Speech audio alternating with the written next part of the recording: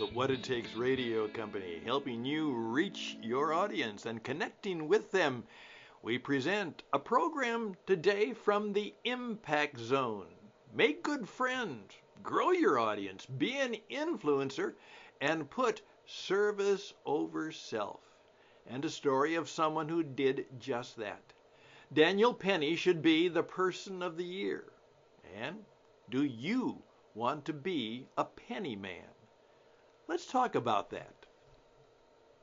Greetings, ladies and gentlemen. This is Stan, and today the radio man, the coach man, is Stan from the Impact Zone. That's right, another one of our zones that we go into from time to time. And this is based on the idea that we are in the business of trying to help you gain interesting ideas, some insight, some influence, so that you can make an impact, because impact drives income. And income is not just money. In fact, oftentimes it's not money at all. It's good things, maybe even great things that will come to you, that will be incoming to you. So that will be a continuing story. Yes, you got the title right, and I was struck by it as I put it together. Yes, I think I want to be a penny man. That's right, Daniel Penny should be perhaps the person of the year. Let me tell you some of the stories and some of the ideas behind that. First of all, when I was 16, I was selected to be a penny man, I found out.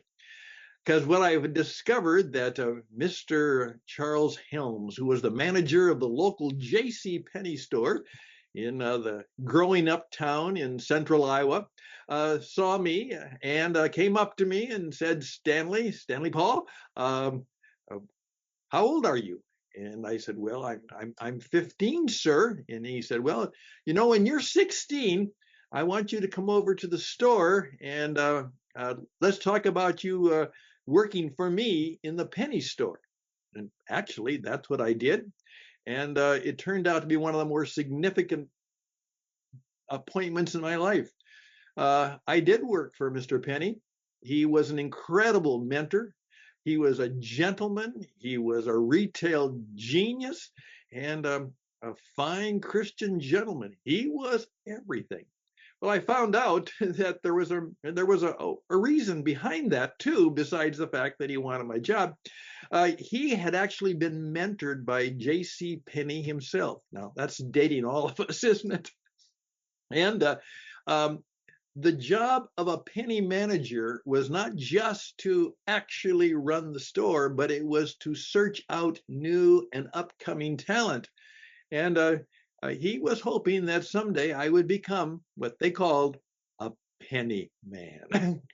Yeah, somebody who would make their mark in the retail career and work their way up to a leadership position within the penny chain of stores. That didn't happen, but we remained good friends. I learned a whole lot of it. It's just that I felt I had other callings, though from time to time, I oftentimes, when I needed a little extra work, went back to the local penny store and say, hey, I'm Stan, and I worked for Charles Helms, and I could like a little part-time work. And as soon as the manager heard the name Charles Helms, he offered me a job on the spot. And I found out that the man was so well respected that if I was recommended by him, and as a result, I was able to pick up occasionally extra work just by simply working part-time as a penny man, though I didn't make the career. Well, that's part of the story that struck me, as I obviously have, like the world now, seen the situation of Daniel Penny in New York City. And isn't it ironic that the news today and yesterday was all about two 26-year-old men? That's right. Mangione, the man who is now being suspected and charged with the murder of the United Healthcare CEO right in the middle of downtown Manhattan.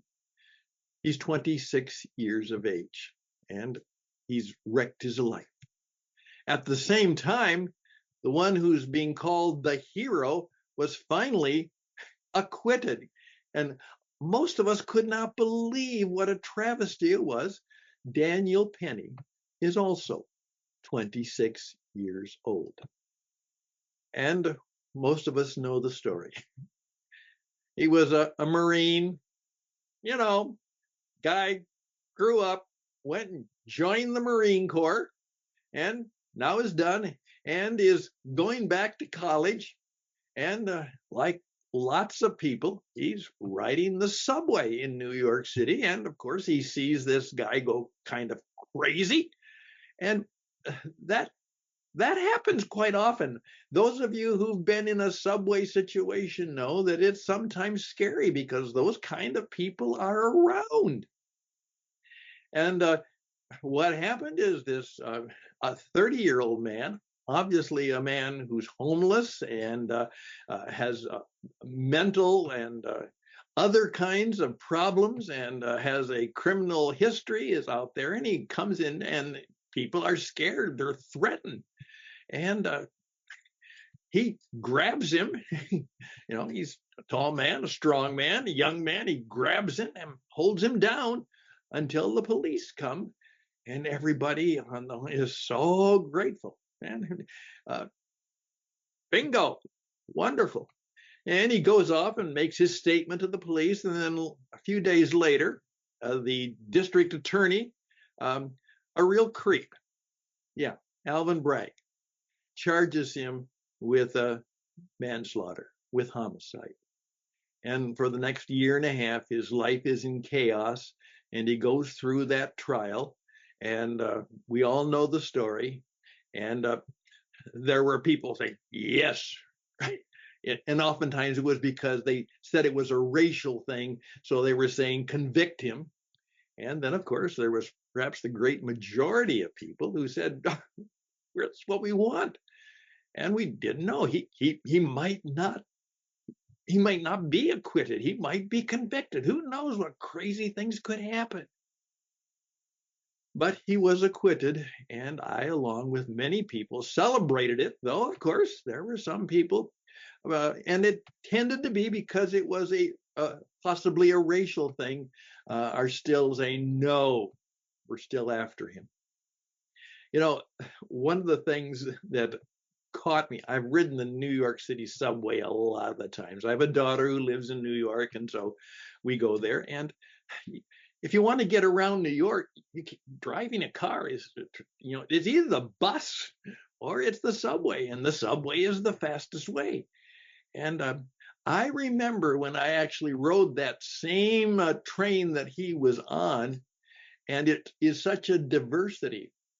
It just struck me. I don't know why it struck me, but I got on the train, and there I was, a white man. And I looked around, and I found out that I was the only white man on that car. I mean, the diversity of people, children and women and men, but they were of all, shades, colors, and ethnic diversities. That doesn't mean that it's terribly unusual, but I just happened to notice that, I was the only one who wouldn't be eligible for some equal opportunity thing. And so he became the hero, and hopefully he will be known, as I would say, the man of the year. And we've all heard about, what a class act. Walks like a man. Tall, strong, stoic, brave. And he even says, well, if I had to do it over again, I'd do it over again, because I couldn't live with myself if I hadn't done that, and if he'd gotten free from somebody and he actually went off and hurt or killed somebody and I hadn't stepped in, I would feel guilty about that.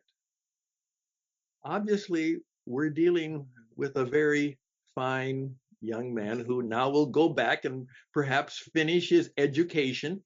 And he wants to be an architect, but he was not only a Marine, he's also very much a classical music. I mean, a very unique personal man, and not complaining. He is going to carry on his life.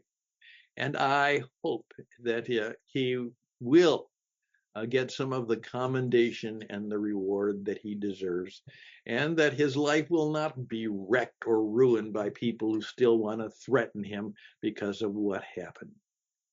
Yep, uh, I want to be a lot like him. I hope I am. I would hope that every young man would look at Daniel Penny and say, yeah, I'd like to be like him. I want to be the kind of man who protects women, protects children, who will take the risk of caring for somebody else, of actually putting my own life and my own reputation and my own work at risk in order to help and serve others. We need more men and women and people like that. I could not believe that that character, Alexandra Ocasio Cortez, said that because of what he did, the subways are now more dangerous. What a fool she is. Hopefully, now the people of New York will say we have to deal and help homeless and mentally ill people. We have to be strong about dealing and doing a better work with mental illness, which is plaguing, with the drug situation, which is aggravating, with the homeless situation, which is aggravating. We're going to make the city a world-class city again. I would hope the people of New York would do that. And I would hope that that there would be lots of young men who would step forward and say, that's the kind of man I want to be. A real man, a man who cares for others. Yeah, a bit of a prejudgment is I've oftentimes said that if a man will be a real man, most women won't have any problem with that. And I still believe that, and hopefully I can live it out. So there we go. Thank you for your time. But let's pray. Pray for him. Uh, pray for the family that suffers. And even it was unique to see that the family of the 26-year-old man who is now suspected of murder, and of course is probably guilty of murder, that in their statement, this family in Baltimore says that we are devastated. Of course they are, by what has happened or what the trail for their son. And they said that they requested our prayers. That's what they said. Please pray for us. And you know what? They asked for it, and I will do that. And I hope you will join too. Lord, bless us and keep us all safe, and help us to celebrate the season, which celebrates the fact that God has some unique and powerful ways to come into our life. And hopefully we will have comfort and joy, and that we will live a life that we can say to each other, Merry, Merry Christmas and a Happy New Year. All the best and blessings. Go out there and make an impact, just like Mr. Penny did. Truly an impact player. There we go. All the best. Till next time, I'm Stan. Bye for now.